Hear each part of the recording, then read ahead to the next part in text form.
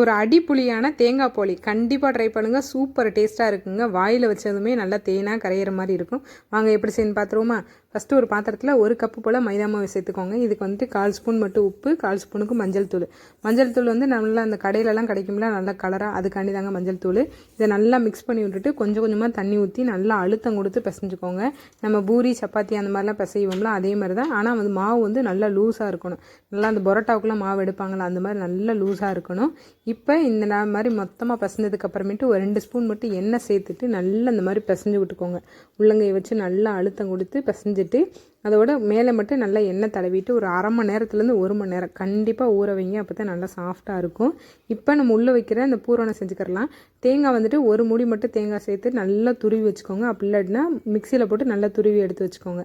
வாசனைக்காண்டி ஒரு 3 ஏலக்காவையும் தட்டி ரெடியாக எடுத்து வச்சுக்கோங்க. இப்போ 1 கப்பு மாவுக்கு 3/4 பதம் போல் வெல்லம் சேர்த்துட்டு இதை வந்து கொஞ்சமாக மட்டும் தண்ணி ஊற்றி நல்லா தண்ணியாக மட்டும் கரைச்சிக்கிறலாம். பாகுபதம் எதுவும் தேவையில்லை. இப்போ இதை வந்து ஃபில்டர் பண்ணிக்கிறலாங்க. மண் கல் ஏதாச்சும் இருக்கும் அதுக்காண்டி தான் நம்ம வந்து கரைக்கிறது. இப்போ நம்ம துருவி வச்சுருக்கிற தேங்காயும் சேர்த்துக்கலாம். அது வந்து 1 கப்பு போல் இருக்குது. இப்போ இதெல்லாத்தையும் நல்லா கலந்து விட்டுட்டு நம்ம தட்டி வச்சுருக்கிற ஏலக்காயும் சேர்த்து நல்லா கலந்து விட்டுக்கோங்க. தண்ணி வந்து இந்த மாதிரி இருக்கணுங்க. இந்த மாதிரி நல்லா இஞ்சி வந்ததுக்கப்புறமேட்டு அடுப்பை ஆஃப் பண்ணிவிட்டு இப்போ நம்ம எடுத்து வச்சுருக்கிற மாவு எடுத்துக்கரலாங்க. நல்லா ஊறி சூப்பர் சாஃப்டாக இருந்துச்சு மாவு. இந்த மாதிரி நல்லா உருட்டி எடுத்து வச்சுக்கோங்க. கரெக்டாக இருக்கும் நம்ம அடிக்கடி செய்கிறதுக்கு. இப்போ இந்த எண்ணெய் பாக்கெட்டு கவர் இருக்கும்ல உங்கள் வீட்டில், அப்படி இல்லை அப்படின்னா வாழை இலையில் கூட செஞ்சுக்கரலாம். நல்லா அந்த மாதிரி தேய்ச்சிட்டு உள்ள கை வச்சு சேர்த்துக்கோங்க.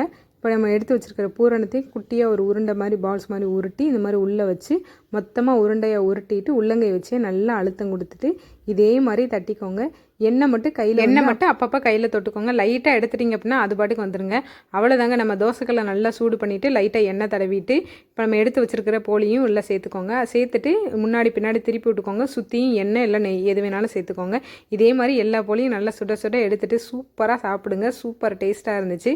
கண்டிப்பாக ட்ரை பண்ணுங்கள். சூப்பராக இருக்கும். வீடியோ பிடிச்சிருந்துச்சுன்னா லைக் பண்ணி ஷேர் பண்ணிவிட்டு சேனலை சப்போர்ட் பண்ணி சப்ஸ்கிரைப் பண்ணிடுங்க.